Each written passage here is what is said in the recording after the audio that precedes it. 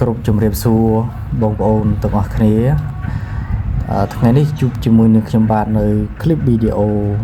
ថ្មីមួយទៀតទាក់ទងទៅនឹងវប្បធម៌និងជំនឿខ្មែរថ្ងៃនេះខ្ញុំបាទសូមលើកនៅប្រធានបទថ្មីក៏ដូចជារឿងរ៉ាវថ្មីប្រវត្តិថ្មីទាក់ទងទៅនឹងរឿងរ៉ាវ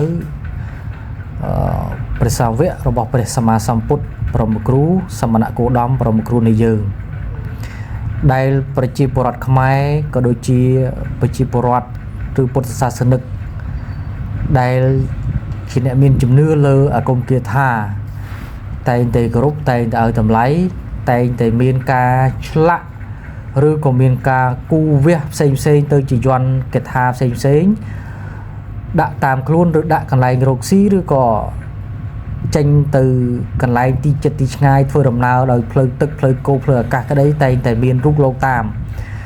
ដោយគិតថានឹងមានការរារាំងនៅឧបសគ្គក៏ដូចជារារាំងនៅភ័យយន្តរាយផ្សេងកើតអំពីហេតុប្រការផ្សេងនោះគឺបងប្អូនប្រកាសជាស្គាល់ហើយគឺព្រះខ្វាមឬព្រះកវមបតិដែលយើងហៅជាភាសាជាប់មាត់ឬភាសាតគ្នាថាព្រះខ្វាមឬព្រះកវមបតិអញ្ចឹងខ្ញុំបានលើកពីវីដេអូមុនហើយបងប្អូនតាក់ទងទៅនឹងប្រវត្តិរឿងរ៉ាវរបស់ព្រះមហាធេរៈជាអេតតកៈដែលលោកមានជំនឿផ្សេងក៏ដូចជាព្រះសីវលីសម្បូរទៅដោយលៀបព្រះមហាកច្ឆាយណៈឬព្រះកម្ចាយខាងស្នែមហានិយមជាទីពេចពិលល្មើលមើអញ្ចឹងទៅថ្ងៃនេះខ្ញុំលើកមួយអង្គទៀតនោះគឺព្រះខ្វាមឬព្រះកវមបតិដែលលោកក៏ជាព្រះសង្ឃមួយអង្គដែលសង្គ្រោះចូលនៅក្នុងអសីតិមហាសាវកទាំង80ព្រះអង្គបានន័យថាក្នុងចំណោម80ព្រះអង្គជាអសីតិមហាសាវកបានន័យថាជាព្រះសង្ឃសាវកដែលកម្ពូលនៅក្នុងសម័យពុទ្ធកាលហ្នឹងគឺមានលោកដែរមានលោកមួយអង្គដែរគឺព្រះកវមបតិឬព្រះខ្វាមនឹងជំនឿខ្មែរបងប្អូនមុននឹងចេញទៅទីកន្លែងណាឬក៏បងប្អូនដែលគាត់តែងតែខ្លាចល្អតាក់ទងនឹងភ័យយន្តរាយផ្សេងគ្រោះថ្នាក់ឧបសគ្គផ្សេងក៏តែងតែមានរូបលោកដាក់តាមខ្លួនឬជាបន្តោងខ្សែកក៏ដូចជាមានការសាក់យន្តកថាផ្សេងឬក៏ការគូវះចាជាយន្តជាកថាហ្នឹងគឺមានរូបលោកគឺព្រះខ្វាមហ្នឹងដោយដាក់ដៃទាំងពីរហ្នឹងបិទប្រណេតអង្គងសមាធិពេនភ្នែនដូចគ្នាហ្នឹងតែដៃទាំងពីរបិទប្រណេតហើយចម្លាក់ខ្លះហ្នឹងបិទដល់ដៃ4ដៃ8អីនោះបិទអីទាំងតិចបិទទាំងអីទាំងអស់អញ្ចឹងមិនមែនថាតែខ្មែរទេបងប្អូនប្រទេសជិតខាងយើងនិយាយអាម៉ាត់ប្រទេសសៀមហ្នឹងក៏មានជំនឿមុតមមដែរលើព្រះខ្វាមឬព្រះកវមបតិហ្នឹងគេហៅព្រះបិទមុខហ្នឹងគឺមានជំនឿដូចគ្នាព្រះខ្វាមសាងពីប្រទាលក្តីសាងពីលោហៈផ្សេងសាងពីភ្លុកពីចែពីខ្នាយពីបញ្ញាពីក្លឹមអីផ្សេងគឺសាងទៅជាព្រះខ្វាមហ្នឹងដោយសារការពេលរាំងហើយពីដើមគេសាងដែរធំទេបើសាងទូចហើយបើមានអន្តរាយមានភយន្តរាយមានរឿងផ្សេងមានភ័យមានអាសន្នអន់ក្រគេដាក់ព្រះហ្នឹងបៀមនឹងមាត់ហ្នឹងបុរាណទេណាបងប្អូនបៀមនឹងមាត់ចឹងទៅហ្នឹងទៅនឹងព្រះខ្វាមហ្នឹងអញ្ចឹងសង្គ្រាមក៏ដូចគ្នាបងប្អូនសង្គ្រាមជាពិសេសបងប្អូនជីវរៈកងទ័ពតែងតែមានជំនឿមុតមមលើព្រះខ្វាមនឹងថាជួយរាំងការពារនៅភយន្តរាយផ្សេងអញ្ចឹងហើយបានជាបុព្វបុរសខ្មែរលោកគោរពតមកមិនថាចំនួនឥឡូវឬចំនួនមុននេះគឺតែងតែគោរពតែងតែជឿលើព្រះខ្វាមហ្នឹងបងប្អូនជឿបរយថាការពារបានមិនថាអំពើអំពាន់មុនខ្មៅគេទេឬក៏ថាអន្តរាយផ្សេងកើតពីការធ្វើដំណើរ គេហៅថាឧបត្តហេតុផ្សេងក៏ជួយបានដោយជាក់ស្ដែងមានរឿងរ៉ាវជាច្រើនដែលជំនឿខ្មែរដែលមានការនិយាយបរិយាយតគ្នាទៅសើនៅកិត្តស័ព្ទកិត្តនាមនៃការបូជានៃព្រះខ្វាមនឹងឬព្រះកវំបតិនឹងអញ្ចឹងសួរសំណួរថាព្រះខ្វាម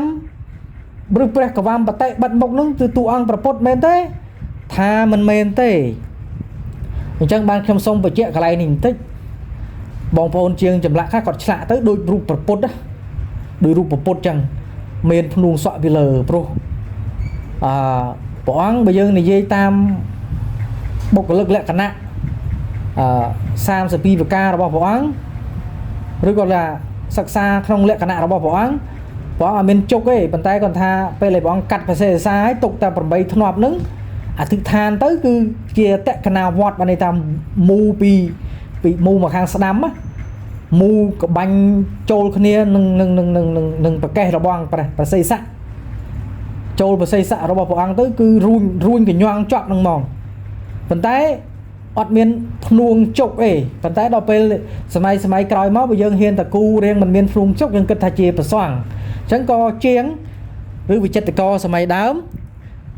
កុំឲ្យគេច្រឡំថារូបព្រះសង្ឃឬសាវកបានដាក់ភ្នួងបន្តិចមកដឹងថានឹងរូបពុទ្ធដែរដល់រូបដែលអត់មានភ្នួងអត់មានជុកឬអត់មានម៉ូលីអានឹងគេគិតថារូបរបស់ព្រះព្រះសង្ឃតែបើមានម៉ូលីគេថារូបពុទ្ធដែរអញ្ចឹងខ្ញុំចង់បញ្ជាក់កន្លែងនេះថាបងប្អូនជាងឆ្លាក់ខ្លះគាត់ឆ្លាក់រូបព្រះបិទមុខឬព្រះខ្វាមដែរប៉ុន្តែមានជុកអញ្ចឹងយើងច្រឡំថានឹងជារូបព្រះឬរូបព្រះសម្មាសម្ពុទ្ធតែអត់មែនទេបងប្អូនព្រះកវំបតិឬព្រះខ្វាមនឹងគឺជាសាវករបស់ព្រះសម្មាសម្ពុទ្ធនៅក្នុងសម័យពុទ្ធកាលអញ្ចឹងបងប្អូនក្នុងសម័យពុទ្ធកាលដូចគ្នានឹងព្រះសីវលីនិងព្រះមហាកាចាយណៈដូចគ្នាអញ្ចឹងខ្ញុំលើកមកប៉ុណ្ណឹងចង់បញ្ជាក់ថាតើរឿងរ៉ាវរបស់ព្រះខ្វាមឬព្រះកវំបតិឬព្រះបាត់មុខនឹងតើមានរឿងរ៉ាវដូចម្ដេចបានជាយើងមានការគោរពតគ្នាមកអញ្ចឹងសូមលើកប្រវត្តិលោកសង្ខេបខ្លះទុកជាចំណេះដឹងដើម្បីឲ្យបងប្អូនដែលមិនបានដឹងឬមិនទាន់បានសិក្សាទុកជាចំណេះដឹងក្នុងការសិក្សាព្រះកវំបតិព្រះខ្វាមនេះជាសាវកមួយអង្គកើតនៅក្នុងសម័យពុទ្ធកាលហើយលោកក៏ជាព្រះអរហន្តដែរអញ្ចឹងក្នុងសម័យមួយព្រះកវំបតិនឹងលោកគង់នៅក្នុងក្រុងសាកេតនៅក្នុងអញ្ញនវ័នអញ្ចឹងព្រះសម្មាសម្ពុទ្ធព្រមទាំងភិក្ខុសង្ឃទាំងឡាយលោកនិមន្តទៅកន្លែងលោកអញ្ចឹងក្នុងសម័យហ្នឹងទីសេនាសនៈកន្លែងដែលសង្ឃហ្នឹងគឺមិនមានគ្រប់គ្រាន់អញ្ចឹងទៅភិក្ខុសង្ឃទាំងឡាយក៏លោកនិមន្តទៅសឹងនៅមាត់ឆ្នេរសមុទ្របងប្អូនឆ្នេរសមុទ្រហ្នឹងពេលដែលព្រះភិក្ខុសង្ឃលោកសឹងនៅក្នុងឆ្នេរសមុទ្រហ្នឹង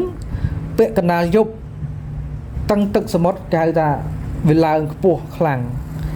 ឡើងព្រោះខ្លាំងបំរុងនឹងជួនលិចលោកដែលនៅសឹងនៅឆ្នេរហ្នឹងអញ្ចឹងភិក្ខុសង្ឃទាំងឡាយលោកផ្អើលព្រះសម្មាសម្ពុទ្ធក៏ព្រះអង្គទ្រង់បាញ់បញ្ជាក៏ដូចជាបានឲ្យព្រះកវំបតិនឹងខាត់ទឹកសមុទ្រនឹងកុំឲ្យលិចដើម្បីឲ្យព្រះសង្ឃទាំងឡាយលោកសឹងសบายលោកសឹងស្រួលអញ្ចឹងទៅអញ្ចឹងលោកក៏បានរៀបរៀងណាបងប្អូនរៀបរៀងដោយប្រើនៅរិទ្ធរបស់លោកនឹងឯងរៀបរៀងសមុទ្រឡើងកម្ពស់ភ្នំបងប្អូន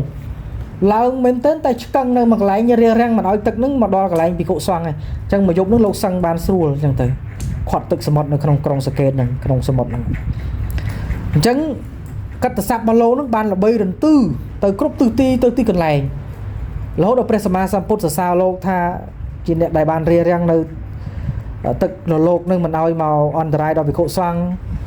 ហើយលោកក៏ទេវតានិងមនុស្សតែងតែគោរពបូជាដែរអញ្ចឹងទៅសរសើរលោកអញ្ចឹងទៅភាពរបីរបាយរន្ទឺរបស់លោករហូតតរន្ទឺតមកហើយលោកក៏មានរិទ្ធដែរលោកមានរិទ្ធចឹងហើយព្រះសម្មាសម្ពុទ្ធក៏សរសើររិទ្ធរបស់លោក លោកក៏មានរិទ្ធអាចនិមន្តទៅគង់នៅឋានទេវលោកបានបងប្អូនឬក៏មុនទៅចុះទៅឋានផ្សេងដូចជាឋាននរកយកដំណឹងមកក៏យកទៅឋានសួគ៌ប្រាប់ដំណឹងដល់អ្នកដែលនៅទេវលោកពីទេវលោកមកខាងមនុស្សលោកសឹងទៅសឹងនៅឋានទេវលោកដូចយើងទៅដើរលេងមកផ្លេតហ្នឹងបងប្អូនអានោះនិយាយប្រវត្តិនិយាយឲ្យខ្លីទៅណាអញ្ចឹងខ្ញុំចង់បញ្ជាក់កន្លែងនេះចង់បញ្ជាក់ថា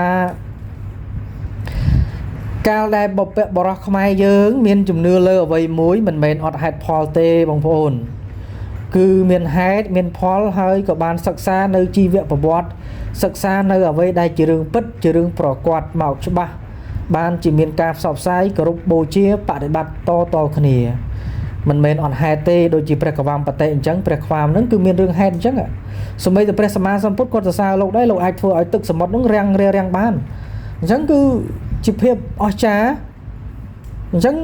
បានជាគេមានជំនឿគេបានឆ្លាក់រូបលោកជារូបព្រះបិទមុខតគ្នាមករហូតដល់ការវិរអង្កប់ឬក៏ទៅធ្វើសង្គ្រាមឬទៅនឹងវិជ័យសង្គ្រាមគឺជឿលើព្រះកវ៉ាំបតិហ្នឹងអញ្ចឹងហើយខ្ញុំសូមបញ្ជាក់បងប្អូនណាដែលអ្នកមានជំនឿមុននឹងជឿរឿងសិក្សាហេតុផលឲ្យច្បាស់សិក្សាឲ្យច្បាស់តកតងទៅនឹងប្រវត្តិរឿងរ៉ាវមិនមែនចិត្តទៅជឿតាមគ្នាជឿតែគ្មានហេតុគ្មានផលនោះទេដោយយើងរឿងលើកមកខ្លះថាมันគួរទៅជឿកន្លែងដុំថ្មកន្លែងខ្ទមតាកន្លែងនេះកន្លែងនោះ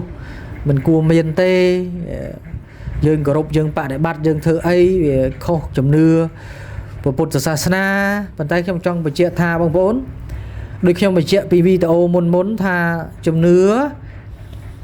តកតងនឹងជំនឿការគោរពនេះវាជាជំនឿព្រះពុទ្ធសាសនាបែបខ្មែរអញ្ចឹងយើងក៏មានជំនឿបែបខ្មែរយើងក៏មានជំនឿបែបព្រះពុទ្ធសាសនាបងប្អូនមើលកាន់បិណ្ឌដាក់បិណ្ឌទៅទៀតដល់ហើយនេះប្រហែលខែទៀតដល់ហើយអញ្ចឹងសួរថាមានទេពុទ្ធសាសនាថាអត់មានទេមានតែការធ្វើបុណ្យឧទ្ទិសចំពោះញាតិអ្នកដែលបានលះលោកទៅកាន់លោកខាងមុខគឺអ្នកស្លាប់ទាំងទៅតែបុព្វបុរសខ្មែរលោកបង្កើតកម្មវិធីមកមានកន្លះខែដាក់បិណ្ឌភ្ជុំបិណ្ឌជួបជុំញាតិមិត្តបងប្អូនដែលបានទៅធ្វើការកន្លែងឆ្ងាយកន្លែងអីរហូតដល់ប្រតិទិនរដ្ឋាភិបាលដល់ប្រមុខដឹកនាំបានប្រកាសដាក់ឆាថ្ងៃនេះឈប់សម្រាកទៅដើម្បីជួបជុំគ្នាប្រហែល3ថ្ងៃភ្ជុំធំនឹងដើម្បីជួបជុំគ្នាធ្វើបុណ្យរួមគ្នាប្រព្រឹត្តសេចក្តីល្អរួមគ្នាទំនុកបរំ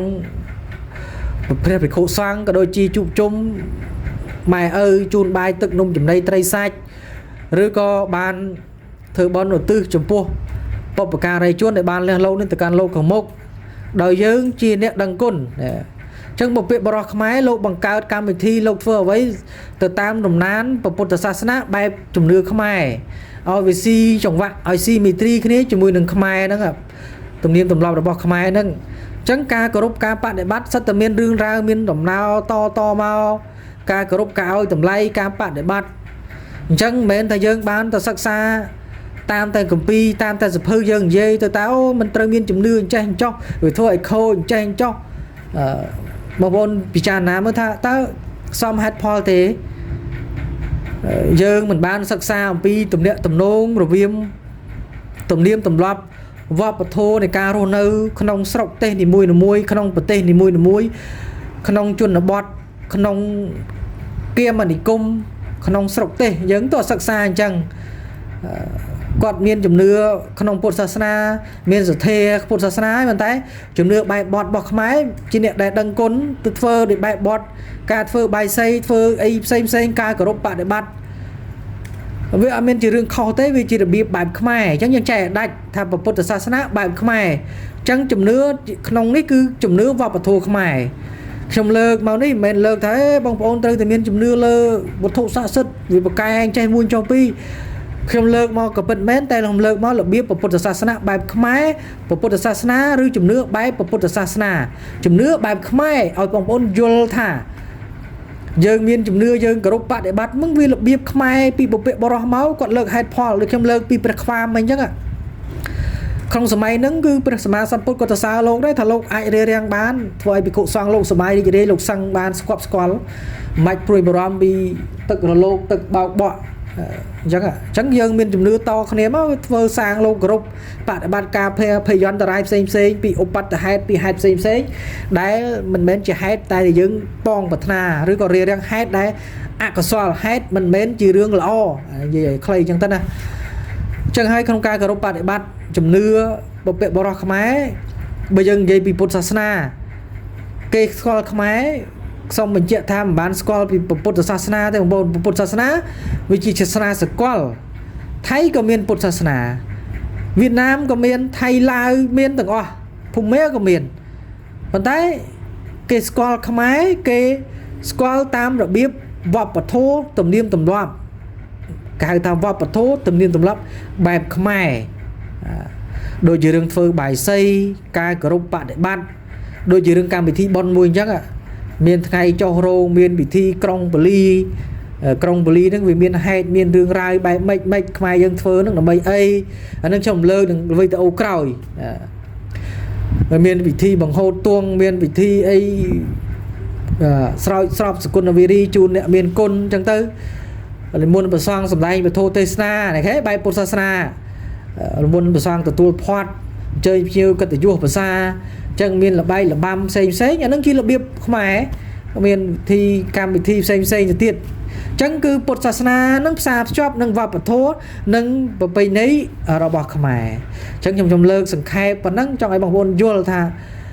យើងមិនអាចតែសិក្សាតែត្រឹមកម្ពីត្រឹមតែត្រឹមសភៅត្រឹមមានឱកាសនិយាយបានយើងចេះតែនិយាយចេះតែលើកឡើងជំនឿចេះមួយចុងពីរគោរពនំថ្មគោរពអានេះគោរពអានោះវាមិនគួរឲ្យមានចេះតែយើងអត់បានសិក្សាអំពីទំនាក់ទំនងនៃជីវភាពរស់នៅរបស់ប្រជាពលរដ្ឋក្នុងសហគមន៍ក្នុងគមនាគមន៍នោះតើការគោរពបដិបត្តិរបស់គាត់ហ្នឹងវាស្ដីសុខផ្លូវចិត្តមិនវាធ្វើឲ្យចម្រើនយ៉ាងម៉េចជាទំនៀមទម្លាប់យ៉ាងណាហ្នឹងគឺលក្ខណៈប្រពៃណីយើងចេះដាច់ដូចមង្គលការអញ្ចឹងបងប្អូនមើលពិធីមង្គលការខ្មែរយើងមានវិធីសូត្រមន្តក្រុងពលីវិធីអីចូលចែកចៅស្លាដកស្លាកន្សែងស្លាគង់ឬស្លាពាន់មលូពាន់អីវាមានច្រើនបែបច្រើនប្រភេទមានទីទម្លាប់និយាយជើងការមានកម្មវិធីផ្សេងជាទំនៀមទម្លាប់ដែលធ្វើតគ្នាមកជាទំនៀមទម្លាប់ជាប្រពៃណីរបស់ខ្មែរអញ្ចឹងបរទេសមានតែអីមានតែចូលក្រៅពហិទៅស្បត់ស្បាយតាំងចិត្តជាឆាអតុឋានហើយក៏បានជាប្តីប្រពន្ធអញ្ចឹងទៅអញ្ចឹងវាខុសគ្នាអញ្ចឹងបងប្អូនអញ្ចឹងប្រពៃណីខ្មែរវាផ្សេងអញ្ចឹងទំនៀមទម្លាប់ឲ្យធ្វើមកធ្លាប់តែមានក្តីសុខធ្លាប់តែការបង្ហាញឲ្យគេប្រទេសជិតខាងឲ្យអន្តរជាតិគេស្គាល់ថាអានឹងហើយជាប្រពៃណីជាទំនៀមទម្លាប់របស់ខ្មែរអញ្ចឹងខ្ញុំសូមលើកសង្ខេបប៉ុណ្ណឹងសូមបងប្អូនយល់ទេបងប្អូនយល់ហើយអញ្ចឹង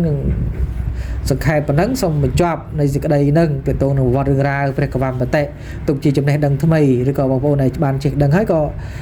ទុកជាការ